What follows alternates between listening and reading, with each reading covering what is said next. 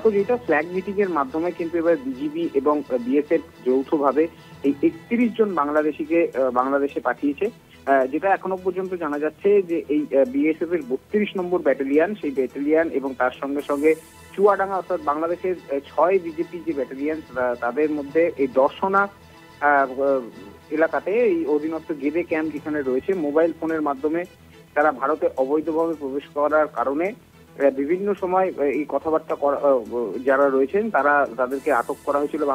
ভারতবর্ষে, এবং তাদেরকে এই মোবাইল ফোনের মাধ্যমে রীতিমতো কথা বলা হয় বিজিবির সঙ্গে।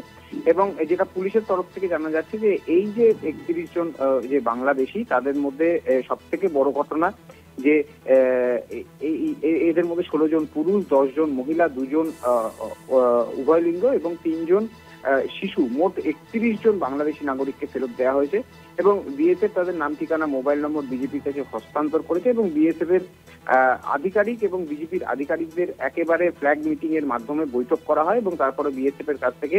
এই বাংলাদেশি যে সমস্ত নাগরিকরা রয়েছে তাদেরকে বিজিবির হাতে তুলে দেওয়া হয়। তবে সব থেকে বড় বিষয় যে এই ফেরত আসা ব্যক্তিরা জানিয়েছেন তারা কাজের সন্ধানে এসেছিলেন ভারতে, এবং সীমান্ত দিয়ে দালাল মারফত এই অবৈধভাবে ভারতে ঢুকে গিয়েছিল, এবং তারা বেশিরভাগ ভারতের মুম্বাই শহরে কাজ করতে যেত, এবং বিভিন্ন সময় অভিযান করে পুলিশ, অর্থাৎ ভারতীয় পুলিশ বিভিন্ন জায়গাতে অভিযান করার পর তাদেরকে গ্রেপ্তার করা হয়েছিল এবং তাদেরকে কারাগারে পাঠানো হয়েছিল। এরপর বিজিবি এবং এই যে আমাদের বিএসএফ এদের এই যে ফ্ল্যাগ মিটিং, এই ফ্ল্যাগ মিটিং এর মধ্যে দিয়ে গেদে সীমান্ত দিয়ে চুয়াডাঙ্গা দর্শনা বন্ধ চেকপোস্টে দিয়ে এই 31 জন নারী, পুরুষ এবং শিশুকে ফেরত দিল বিএসএফ।